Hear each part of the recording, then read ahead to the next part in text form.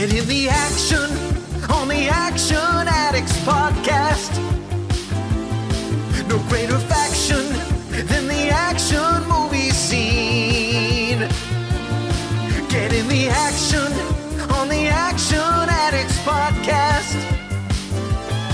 Your satisfaction, action on the silver screen. Get in the action on the Action Addicts podcast.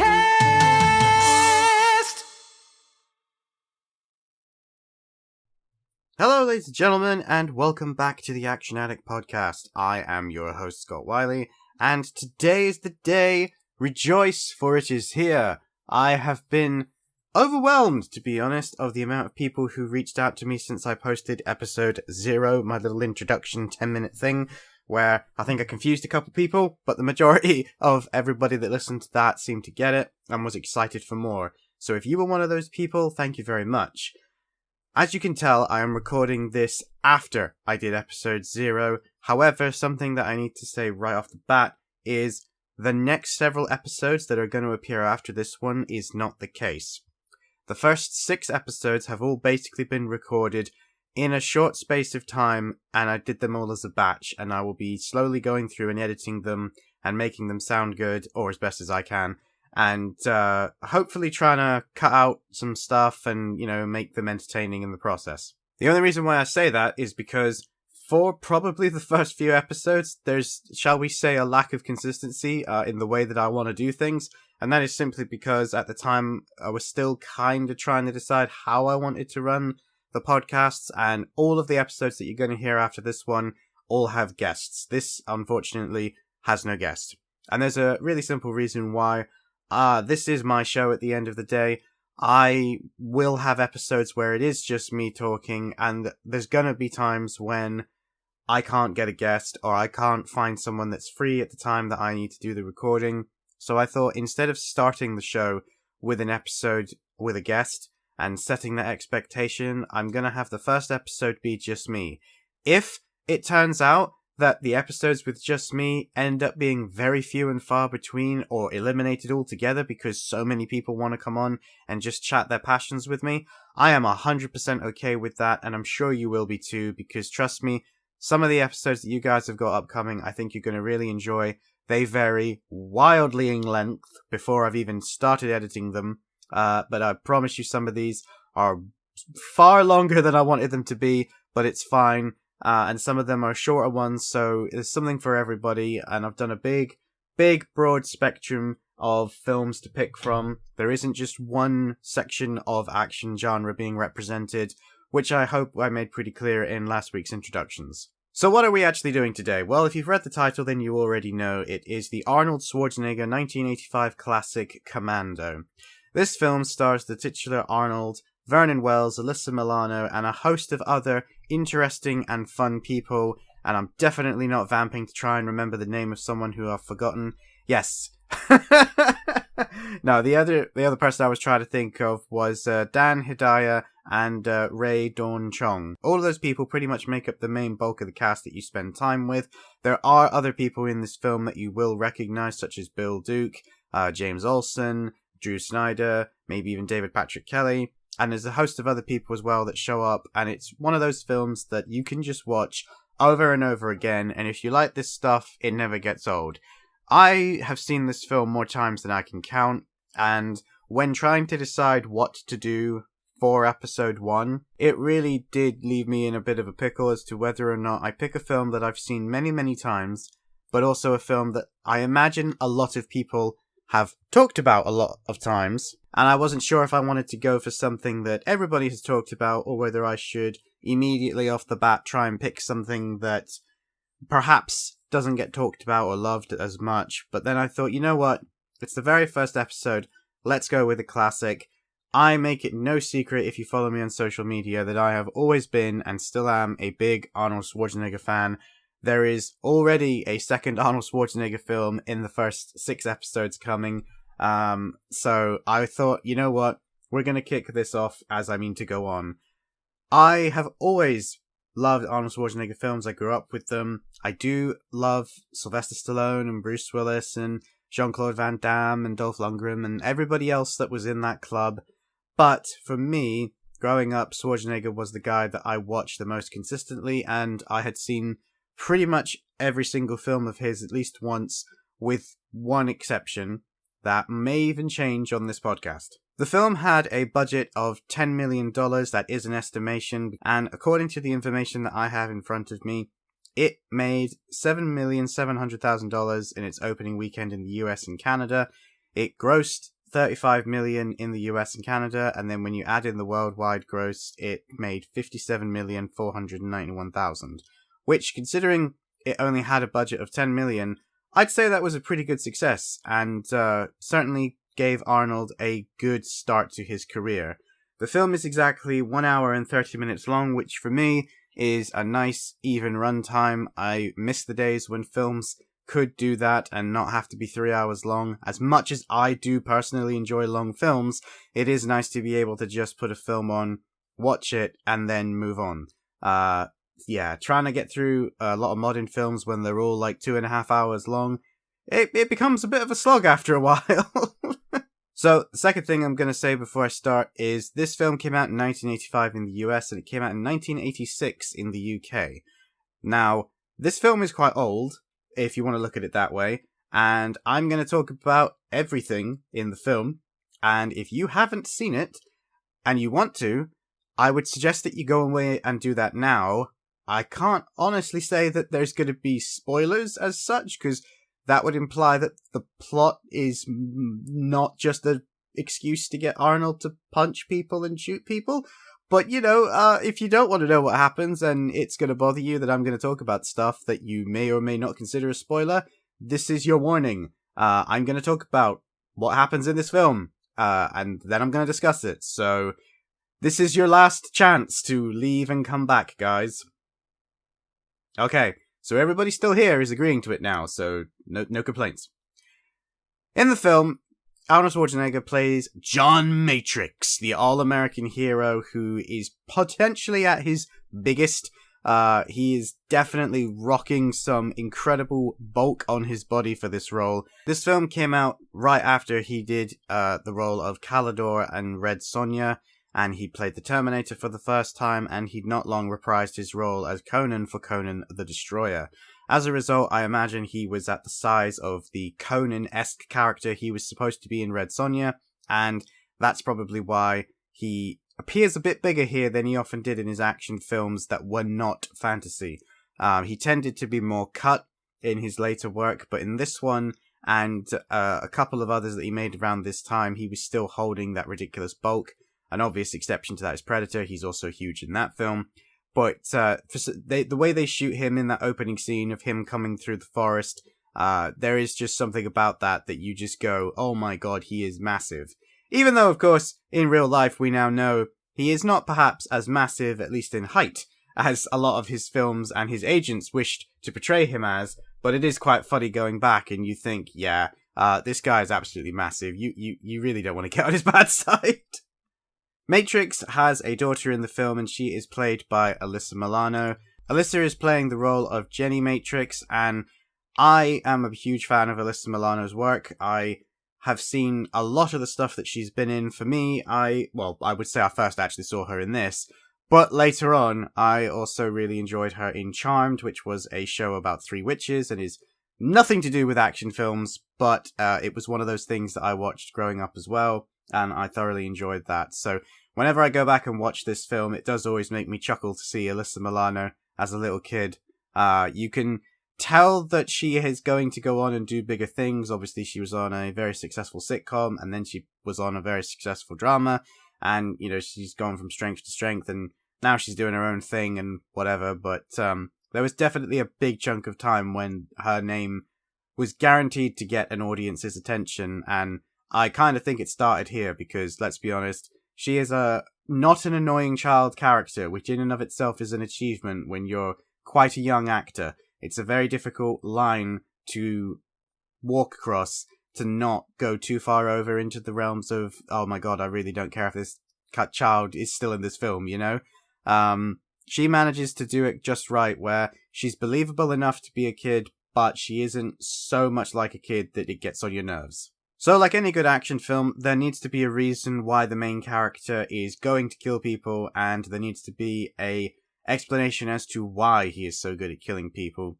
Now, given that this was the 80s and this was Arnold at him kind of coming into his height of power in terms of an actor, the excuse was basically he's a former commando, if you couldn't tell from the name of the film, and he is kind of done with it. He doesn't want to do it anymore. He is retired. He just wants to live in the mountains, in a cabin in the woods, and raise his daughter. Now, they don't actually ever mention what happened to her mother. It's not even vaguely hinted at, so you can kind of make that up in your own head. I always thought as a kid that they gave the impression that she must have passed away, and that's why he decided to retire and come home. But in the multiple times I've watched it since as an adult, I realized that I totally made that up, and there's really no inference of that whatsoever. At least in the film. Maybe it's in a behind-the-scenes thing or something, I don't know. But, yeah, there really isn't any reason as to why he's raising her alone. Not that there needs to be, but it is worth mentioning because she clearly is used to him going away and doing stuff for the army and being away for long periods of time, because early on in the film, she makes a point when she sees a helicopter that A, it's the army helicopter, and B, that she's worried that that means he's going to go away again. Now, the film opens with a bunch of people being shown to be being killed in what I suspect at the time was supposed to be a very sleek, I hesitate to use the word realistic, but we'll go with it, realistic way of assassinating people in their everyday lives without drawing much attention. Now, the reason why I hesitate to use the word realistic is because when I watched it this time, and I must admit, I've had this thought previously, there is a scene where a guy gets killed taking his trash out, and the assassins have disguised themselves as the garbage men. So they have a truck, and they're all dressed up, they all look the part. The truck reverses, and they're in the middle of like a typical American suburbia housing estate, for want of a better phrase. And they've got the really long drive, they're surrounded on all sides by all these lovely homes, and it's not so early in the morning that people are going to be deep asleep, and the fact that they've been making noise as garbage men is what's woken the character up that they wish to kill. So, how did they kill him, I hear you ask? Well, did they do something clever, like chucking him in the back of the truck? Do they pull out a silenced pistol and just double tap him in the head? Do they do something more clever? Maybe make it look like an accident, like he fell down and broke his neck as he was, taking out the trash down his slippery drive? No, they don't do any of that. Two of them just literally pull out Uzis and just open fire on him, and it's not even subtle. They just completely fill him full of holes, and he falls over dead. And then what made me laugh is one of the guys then walks over, and just to make sure he's dead, empties the mag into him and just fires again. Now, considering that there's supposed to be these special forces that are working for the bad guys, and they're in the middle of this, typical American suburbia neighborhood, I do find it funny that no one seems to react to that, because these guns aren't silenced, and they can literally see people's homes right next to them. Like, they could see in through the window, and just nobody responds. And I, to this day, do not know if that was supposed to be, oh yeah, well, no, they're all asleep, so they wouldn't have heard that. Or whether it was supposed to be a case of, no, they weren't trying to be subtle. They just needed a way to get in, and then they don't really care if people know that it's happened. Because later on, they show a couple more people die. Or at least you think they do. And they get less and less subtle as it goes on. One of the characters gets into a boat, and the boat explodes, and they make it very clear that they put a bomb on the boat and, blew it up with a remote detonator. But as we will discuss in a second, that turns out to be a red flag. The soundtrack to this film really does kick off straight away with that opening montage showing you just how much Arnie and Alyssa love spending time together. They are truly embracing their father-daughter dynamic to the point that they really don't want to do anything else. She's still at that age where doing stuff with your parents is cool, and she hasn't yet hit the rebellious teenage phase where being stuck in a cabin with no one else but your parent is the idea of hell rather than that sounds like a lot of fun. So I do find it funny when I rewatch this because the music, it goes really cheesy in places, especially when it's just focusing on the two of them. They really, really amp up the cheese factor, and it's like, this is the perfect life. They're out with nature. He's building things with his hands. They've got wild deer coming up to them and literally taking the food out of Jenny's hands to eat. They've got an ice cream store down the road, but there's no one around them for miles. So where that town is, I do not know, but it's there somewhere. And it just, it really makes you go, oh man, these guys have the perfect life. I really hope nothing bad's gonna happen to them. Wink, wink. So this then leads into the crux of the film, which is all of the people that we've been watching get killed by these guys are actually the unit that John Matrix used to command when he was still in the army. And the helicopter of which I referenced earlier was his commanding officer basically coming to tell him, yeah, people are taking out your unit and we're pretty sure that they're coming for you next. So here's two guys, just two guys. We've got a massive unit, but we're only going to leave two guys with you just in case someone shows up.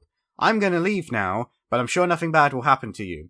So I don't even think the helicopter makes it completely out of the shot before the two allegedly commandos that he leaves with him are immediately open fire on and are useless and die pretty much instantly.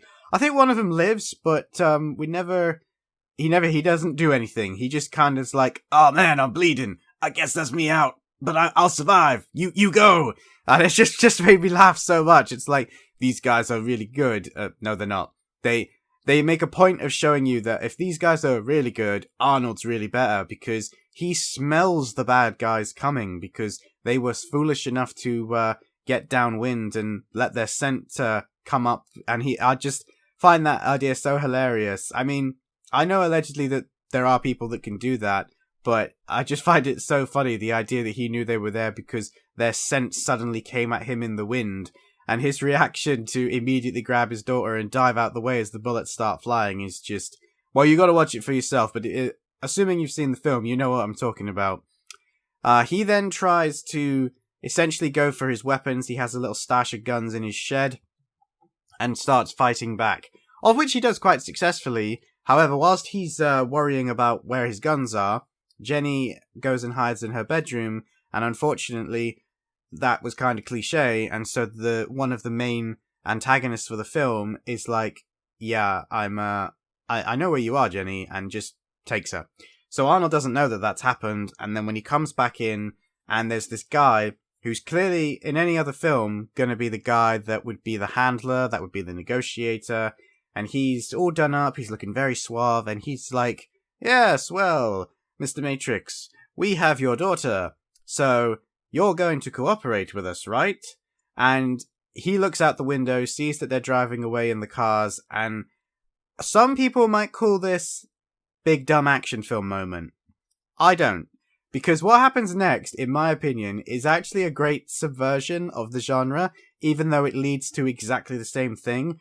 But sometimes it's not whether or not you can have an original idea, it's whether or not you can execute it in a way that can give it a bit of different flavour. And to me... this film succeeds, and I don't think it gets enough credit for it, because instead of having a setup where, well, we've kidnapped your daughter, so that means you're going to do what we tell you to do, which, let's face it, has been done over and over again to the point that everybody can see that plot point coming, and he says, you're going to cooperate with us, right? And Arnold turns around, looks at him, wrong, and just kills him. And that is possibly the single best way to establish a character's personality right off the bat that I've ever seen. It's so simple, it's so quick, but it's goddamn clean. He then proceeds to chase after them in his truck. Now, whilst I'm praising the film for saying they don't do the obvious, to cut ahead a bit, he does not succeed in getting his daughter back, because naturally the film would be over real quick if that's actually what happened. That then leads to him essentially being caught, and then the same sequence plays out where they make it very clear that if he doesn't cooperate, they're gonna hurt his daughter. And I'll be honest, watching the scene where he is essentially chained down and they're threatening his daughter, it's actually harder to watch now that I'm older than it was when I was younger. What seemed like a really sort of spy trope, suddenly it's a lot more emotionally impacting when you get older and you've lost people, and it's like, yeah, this sequence kind of hits different now. This is also where we get the reveal that one of the people that we saw die, specifically the one that blew up on the boat, didn't actually die.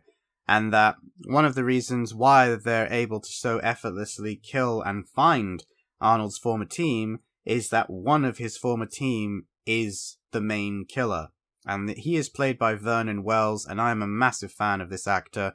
I have always loved his performance in this film, but it wasn't until later in life that I actually realized how many of his performances I've enjoyed, because it never clicked in my head that they were the same person.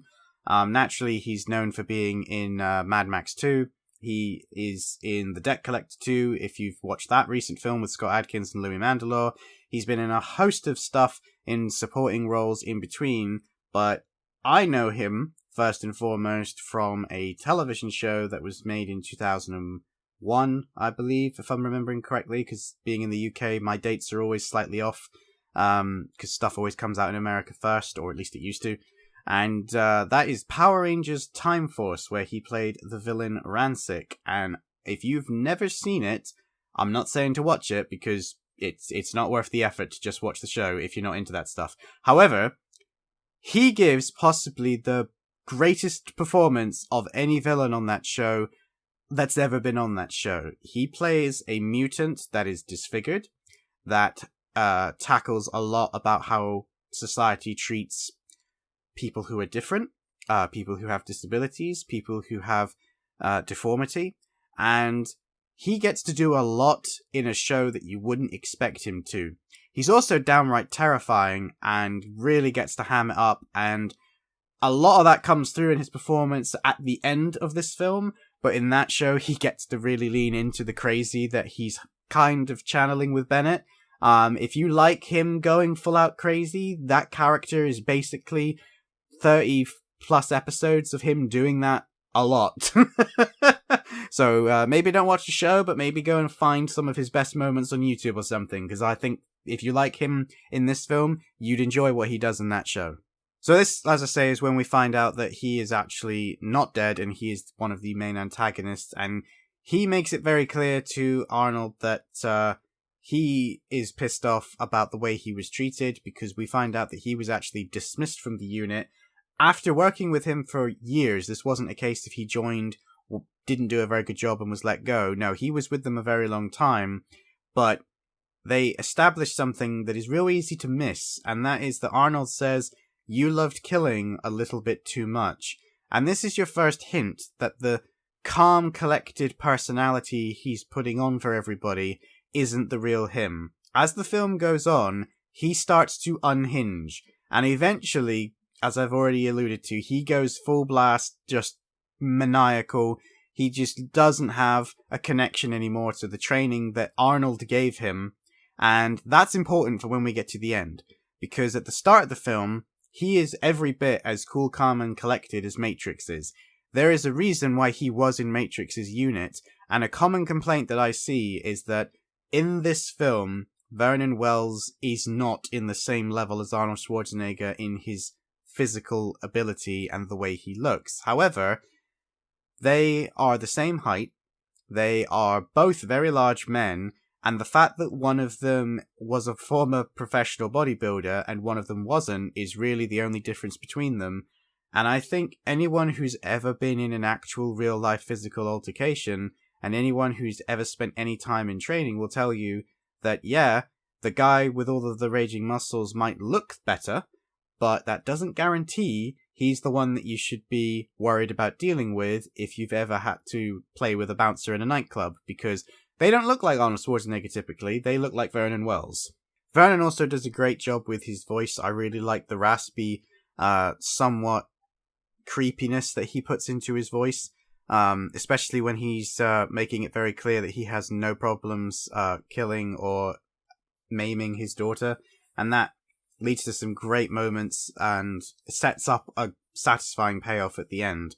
It's also when we get introduced to Arias, who is Dan Hadea's character, and it's always great to see him pop up in films. He's one of those guys that just, you know his face, you know his work, but if I say his name, you're sort of going, I'm not sure who that is. But the second you see him, you're like, that guy. He's one of those actors, and I always forget he's in this, but he plays a great role.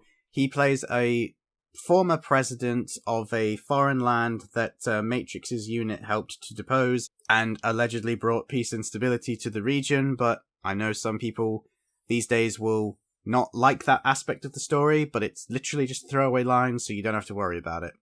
He is basically there as the person that is paying all of these killers, assassins, and former military men to be his mercenaries. He also has his own men, but he at least is smart enough to realize that whilst they certainly have a lot of oomph, they're not experienced soldiers. They are working for him because they believe that he should be in charge of their country and not the democratically elected individual that replaced him. And that is also comes into play a bit later in the film.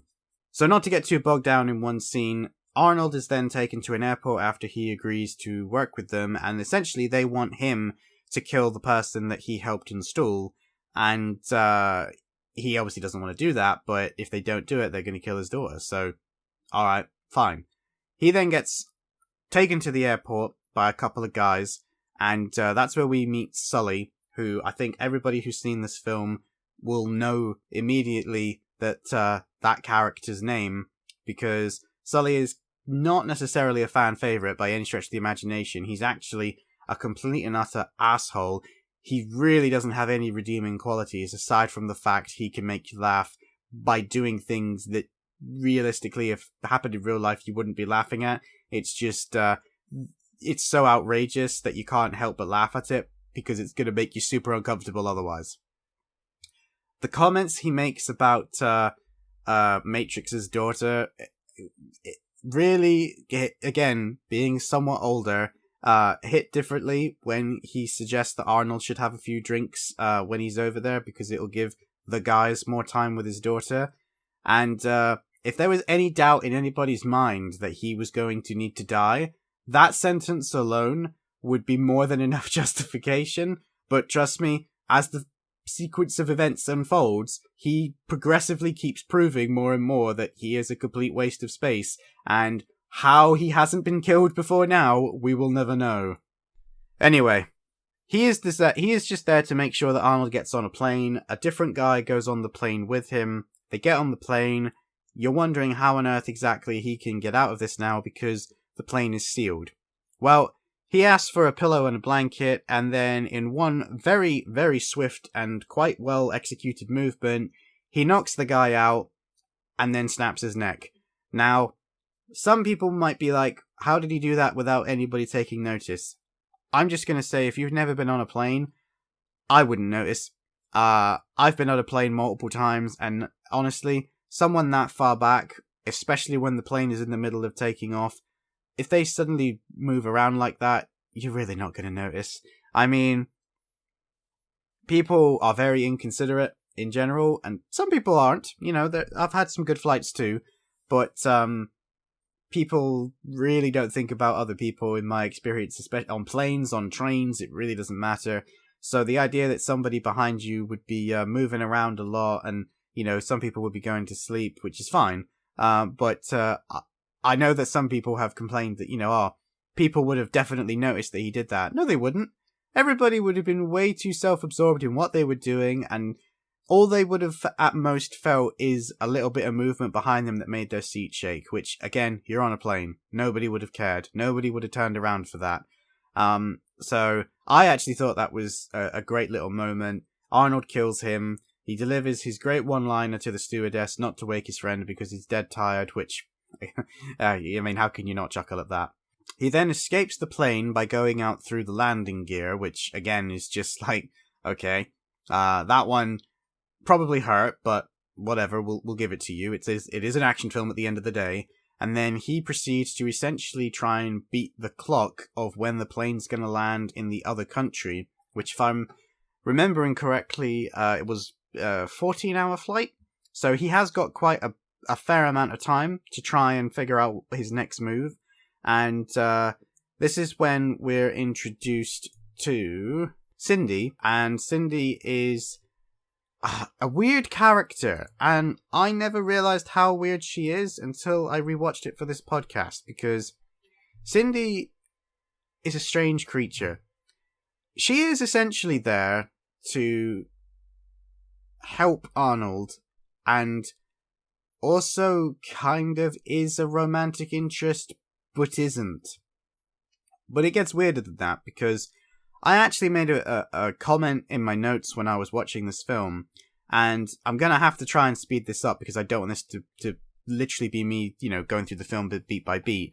But she has a pattern in this film, and it's established real early on, which is basically she's introduced by being on the phone to someone. I think it's someone that she may have been thinking about dating. They don't, again, make that clear.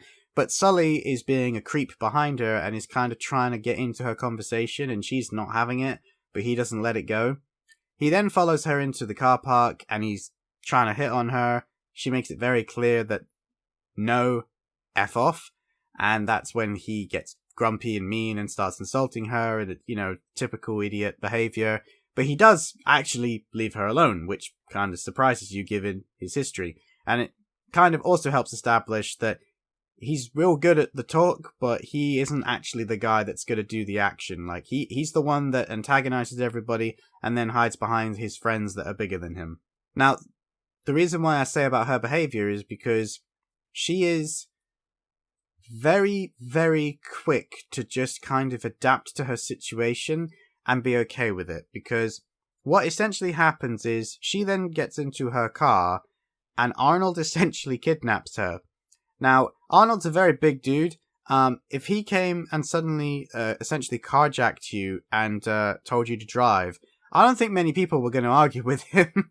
But she quite rightly panics and is like, I don't understand what's happening. What do you want from me? Please don't hurt me, etc.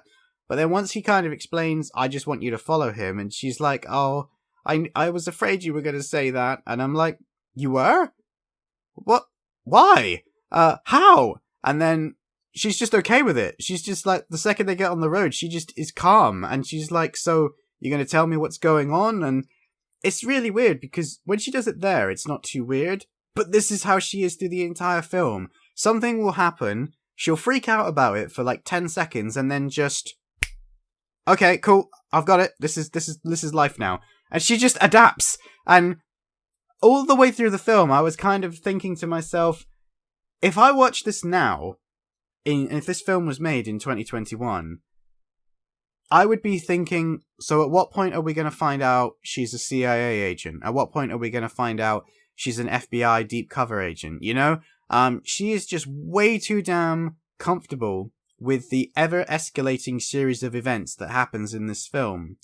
And the only realistic part that she does do, which is what breaks the whole thing, but again it doesn't, because you could easily just say it was to maintain her cover, is once they actually follow Sully and they go to a shopping mall, Arnold basically gets her to try and go in and engage with him and get him to come out, and instead of doing what he asked her to do, she goes to the mall security guard that she sees on the way, tells her that she's essentially been kidnapped and that he's the guy that did it hiding behind the pole. Because I must admit, Arnold does look sketchy when he looks over and he's just like trying to hide behind the pole and he's peeking out with one eye. It's like, come on, dude. You couldn't look more sketchy if you tried right now. This is basically just an excuse to set up the fact that he gets to have a hand-to-hand fight sequence with a ridiculous amount of mall security guards.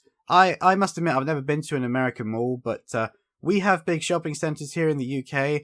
I think that mall has more security guards than our centres have staff in their entirety. Like, if this happened here, he'd knock out maybe 2 or 4 guys, and that would be it. There ain't no more guys coming. I also want to spend a minute talking about this fight sequence, because this was made in the 80s, and it's not a bunch of martial artists fighting, so it's real easy to write stuff like this off as just a bunch of people throwing haymakers. But actually, even though, alright, it may not be the smoothest and the most amazing martial arts choreography that we know that people are capable of at the time in other countries. For what this film is, it does a really good job of establishing he is a trained fighter, and some of the choreography looks more raw than perhaps people are used to, but it still is a well choreographed dance, and they do a really good job of not making you think that it's a dance because it's more visceral. He doesn't suddenly bust out into roundhouse kicks, he doesn't, do judo throws or anything like that, but the way in which he does combat an individual, he does bust out some high kicks, he does have some combinations of punches, and he does do a couple of throws that have base in karate or judo, but when he gets dogpiled on by a group, it does kind of divulge into a bit of a mess, which is a bit more realistic to how a fight would go down in a group versus one person. I mean, naturally, in reality, one person wouldn't necessarily overpower a group, but come on, it's Arnold Schwarzenegger. The character of John Matrix is supposed to be 6'2" and a master of all things demolition and destruction, so of course a bunch of more security guards were never going to stop him. I mean, they established right away that he is stronger than any mortal man, because in order to stop Sully from calling the bad guys and telling him that he didn't get on the plane, he doesn't punch him, he doesn't rip the phone out of the socket, he rips the entire phone booth out of the foundations of the building, pulls it out of the electricals and takes the screws out, and then chucks the phone booth itself with a person inside it. If you watch that and think, I don't think that's realistic, I don't think you've understood the type of film you're watching. Yes, I use the word realistic very, very loosely. There are parts where I'm like, oh, that's kind of cool, but then there are other parts where, no, this is still an 80s action film. Don't worry, kids, we got over the top in this as well. There's also a great stunt in this sequence where Matrix gets hit by a car, and I was really surprised by that because it was really well done. The doubling for Arnold in this film, you don't notice it as much, and that's a testament because I feel like I notice doubling a lot these days, but whoever it was that doubled Arnold, and I meant to look this up, but until I just started talking, I'd forgotten about it. He did a really good job, because I highly doubt Arnold actually, got hit by the car. And the fact that I didn't see his face is a pretty good indication of that. But yeah, they do a really good job with the transitions between the double and going back to Arnold. A lot better than some films of the era, and as I say, some stuff I see today, in all honesty. We also get a nice moment where Cindy decides that, oh my god, actually, I've just made the situation worse. He really was telling the truth of why he was chasing this guy. And when a security guard goes to shoot him, she pushes him down a flight of stairs, which was, whilst a bit mean, at the same time, he was going to shoot him. So she then decides to help him. And in all honesty, it was a great turnaround because she realized that she was actually not in the wrong, because ultimately, she wasn't lying. She was kidnapped essentially by him. But she's like, oh crap, okay, maybe there actually is a child's life in danger. I can't just not do anything. And I love the fact that she basically gets involved. And like I said, it is a bit weird how throughout the film, she's totally fine with everything that happens after a couple of sassy one-liners of her, like being not okay. She'll be okay. And it's just one of those things that you just gotta roll with it. We then get the sequence that I think is probably the most well known in the film, and that is Arnold chases Sully down. They have a great little car sequence, and then he takes Sully out of the road. Arnold dangles him over a mountain and finds out where the next guy is that he needs to go have a conversation with, and a setup from earlier at the airport where he promised to kill Sully last is then brought back, and he says, hey, remember when I promised to kill you last? Yeah, that's right, man. You did. I lied. And that might be one of the best one-liners before you kill someone I think I've ever heard. His delivery, the anger that comes through on his face and in his voice, which for Arnold is not always a guarantee, but he does it really well in that particular sequence. And when you do see Sully then get dropped and fall down to his death, you really aren't sat there going, oh man, that was a bit unnecessary, wasn't it, mate? No. You're like, yeah, he kind of had that coming, in all honesty, so I ain't going to worry about it. They do a really good job in this film in setting up the bad guys to be people that you're not going to miss when Arnold kills them. And that is definitely action filmmaking 101. If you want to see the bad guys die, then you're doing a good job. You don't necessarily have to kill a puppy in order to make people want to see you get a bit of payback.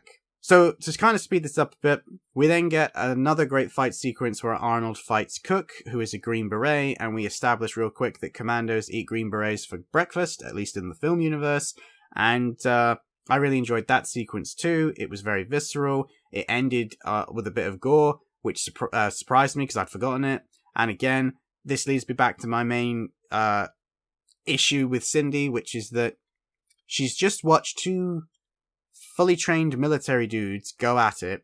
She was kind of having a bit of a panic about it while it was happening, but once it's over, she's just fine, but she's looking at a dead body that literally has its stomachs and guts ripped out of it because he dies by being impaled on a huge lump of wood, and she doesn't really react.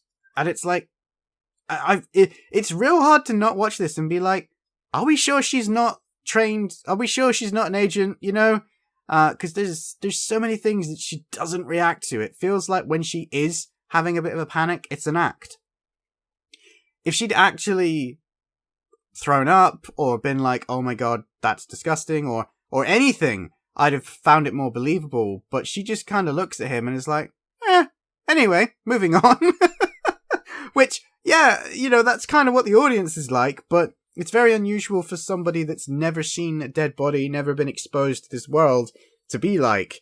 And it just, I don't know, it just really stuck out to me when I watched it, you know? Later in the film, Arnold gets arrested, and this is, again, I'm jumping ahead now, because, in all honesty, there isn't really much to talk about in between what I've just discussed and where I'm going next, which is going to be the end fight scene. Now, there is a lot of stuff that happens, but it's mostly just busy work of how is Arnold going to get to where his daughter is? How is he going to find where she is? And this leads to a sequence where he needs guns and weapons, and he gets arrested.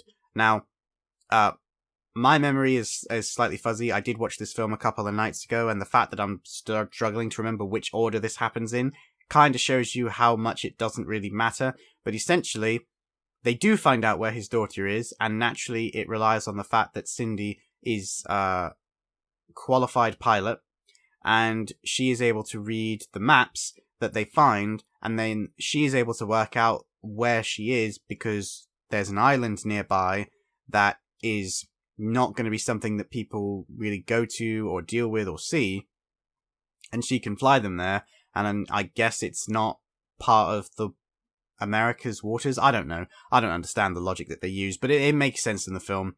And then Arnold basically needs lots of guns, so they go to a gun shop, and whilst they're breaking into that and basically taking all the guns, police show up and he gets arrested, and he's already a wanted man from obviously what happened in the shopping mall.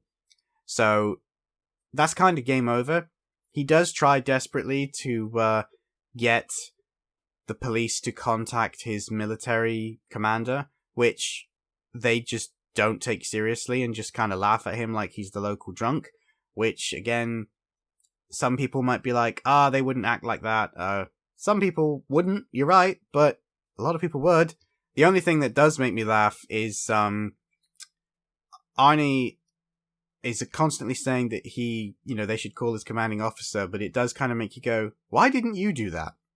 Why didn't you use any of the phones that you've been near at several points in this film, in the shopping mall, in the hotel, any of the places you've driven past in the car that you have? This was made in the 80s, so it's not like he could just pull out his mobile phone and be like, I need the boys, send over the troops. But there were multiple times when he could have used a phone if he wanted to, and the film is just kind of drawing attention to that fact, instead of allowing you to blissfully forget that fact, which I found a little bit weird. Cindy then breaks him free by both, shall we say, giving the officers a winning smile, and then giving them a rocket from a missile launcher, which is one of the most hilarious sequences I think I've ever seen in an action film. Cindy tries to fire this shoulder-mounted missile launcher. First she fires it backwards and blows up what's behind her, which is hilarious. The cops see this, but don't, do anything. They just keep driving in a perfectly straight line. And then she turns it round, fires it, but this time, the force of firing it knocks her over and onto her ass in the car. Now, I don't know why it launched her off her feet when she fired it the right way, but when she fired it the wrong way, she was able to take the blast no problem. Again, just weird things that come into my head when I'm watching it. But she manages to hit the truck just right, that she doesn't flat out kill everyone in it, and instead it just sort of explodes underneath the truck, flips it, so that then Arnold can essentially just bust out the door and escape, and they can go off with all of the weapons that she'd taken, and they go off and find a plane. So I'm pretty confident the gun scene does come first, but they then go and get a plane, and it is all just hilarious, the interactions that Arnold and that Matrix and Cindy have. They just constantly banter with each other, and I really like it. Like I say, it does feel a little out of place in places, but I really like the chemistry that the actors have with each other. They've just nailed the repertoire between a man and a woman arguing about simple stuff. It really shines through that you believe that these two had real chemistry and friendship on the set. At the same time that all this is happening, Jenny has obviously been kept captive. Now, earlier in the film, we see that Jenny is tied to a chair. They've put a bit of cloth in her mouth to keep her quiet. And considering that kids are annoying, bad guys, these guys in particular are not particularly nice people. So I did find it a little bit weird that for the rest of the film, they don't have the foresight to just keep her tied up, because you think, would it not occur to you that the daughter of somebody as well-renowned as John Matrix might have eventually summon up the energy to try and escape? And she does spend the vast majority of the film basically acting realistically, which is she is scared out of her mind and she just wants to go home, and she just kind of sits in a corner and does nothing. However, after a period of time, she kind of calms down, evaluates the situation in her head, and realizes that no one's really checking on her, and she's in a room that nobody else can see. And so she starts looking around, and she finds that the doors are blocked with boards, but with a bit of effort, she could probably break one of those boards, or at least maybe dislodge it, and she does. So whilst Arnie is trying to rescue her, she actually starts trying to escape. And she doesn't really succeed until the very end, but she does succeed. She does take agency. She does manage to get herself out of that room, and that actually becomes very important by the scene that follows. So Arnold eventually does make his way to the island, and it is a great sequence. It is completely over the top. You've probably seen the meme of him putting on his war makeup and strapping into his equipment, because suiting up to go off and kill thousands of bad guys is pretty par for the course. It's what a lot of people think of when you say the word action film. This sequence and Rambo putting his bandana on, I think, are two of the most famous "it's time to go and wreck some face" moments. If you're in the UK, however, when you watched this film originally, unfortunately, we didn't get this sequence in its entirety. So Arnold comes in on the plane. He gives everybody a bit of eye candy because he's pretty much butt naked in the boat aside from his underwear before he decides to put everything on. And the look he gets from Cindy, I am convinced, was not necessarily completely acting at that moment. But moving on. This then leads to him coming in with his big guns and absolutely mowing everybody down. And that bit kind of does drag on a bit for me, but they do manage to make it not last forever with just him constantly shooting everything that moves. They actually do change the locations, they change the geography, He goes around and stealth kills a few people, he plants mines, he plants explosives. He manages to come up with interesting ways to change the action, and it could have so easily just been him running through and pulling the trigger. And that, I think, would have gotten boring. But instead, they managed to mix it up enough that whilst there are a few bits that I think go on a little bit too long, you never sat there going, come on man, I'm kind of losing interest. He also has a great one-on-one fight with the deposed leader, and that is somewhat unexpected, because previously that guy had a conversation with Bennett, and it's a really good conversation where they both basically explain their positions in life, and Bennett makes it very clear that if he wanted to, he could kill everybody in there, and so can Matrix. And he makes it very clear that if Matrix gets on this island, you're all dead. And the only thing standing in his way is me. That's why you pay me. And I love that sequence. I mean, it so easily could be looked at as cheesy over the top, but I think it's great because it's two antagonists trying to out-antagonize each other. They're both trying to come off as the most intimidating person in the room, and Bennett takes the cake without any effort. And it starts with a great moment where one of the guy's soldiers is trying to act tough, and Bennett just laughs at him. And it's such a well-done moment where he's like, I love how your little kids try to act tough. You know, because he can just tell that these guys have no experience. And that, like I say, leads into the fact that Bennett isn't here when Arnold comes in and starts basically cutting through his men like they're butter.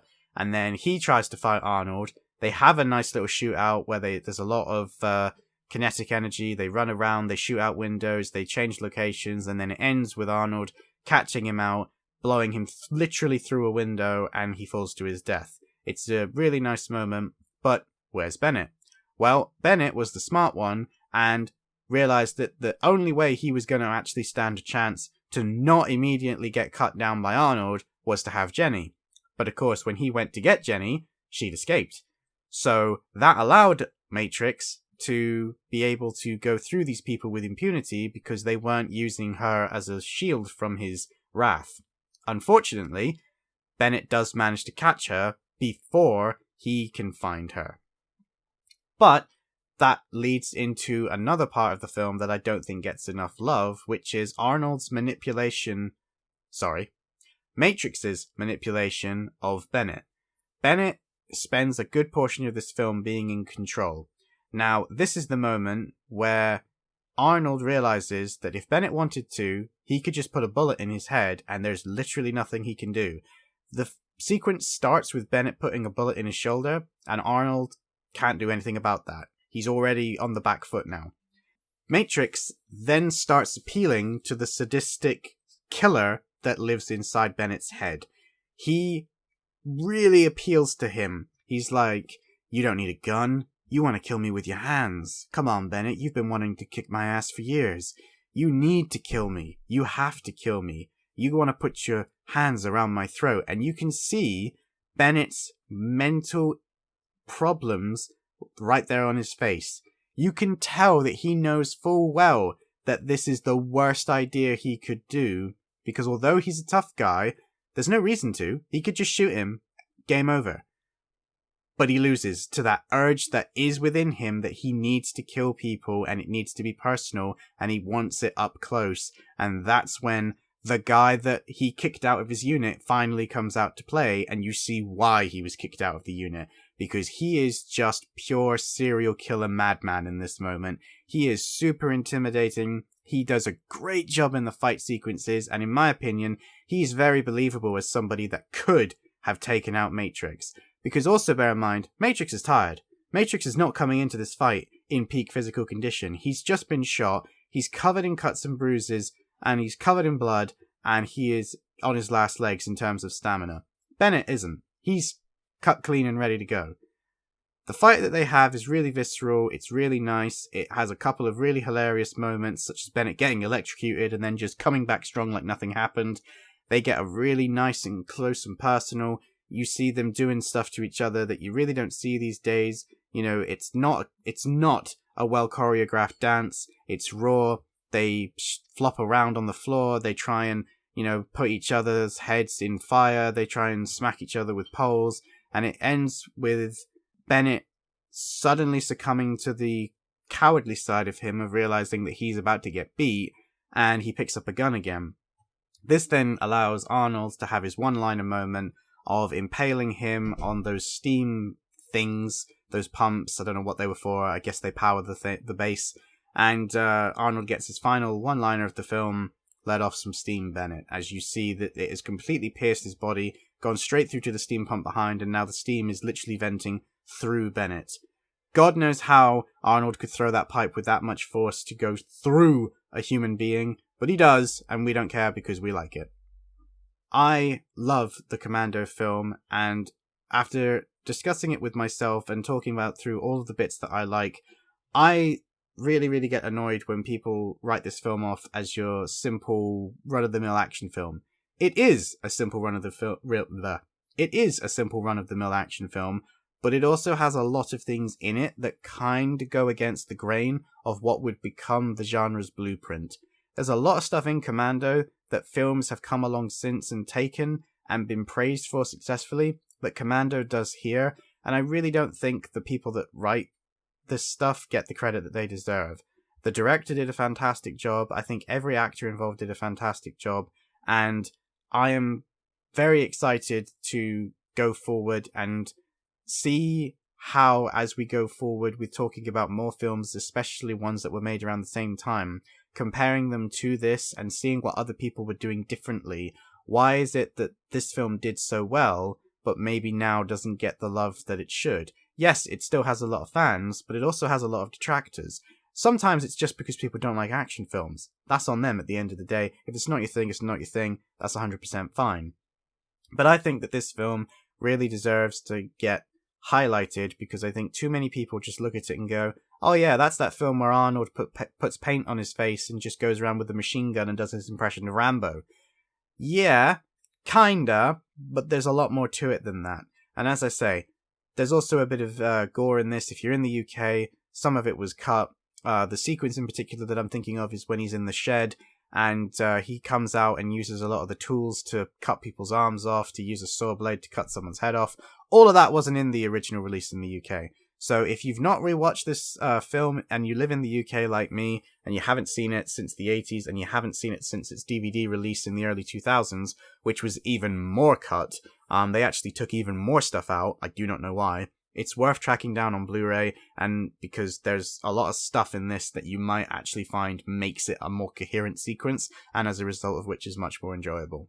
Alright, I think that's going to about do it. I hope that you enjoyed it. I realized that I did kind of just go through the film bit by bit, but I hope that I was at least interesting and that you enjoyed it. And like I said, I really, really love Arnold Schwarzenegger. I love this film, and it's one that I really enjoyed, and I hope that came through.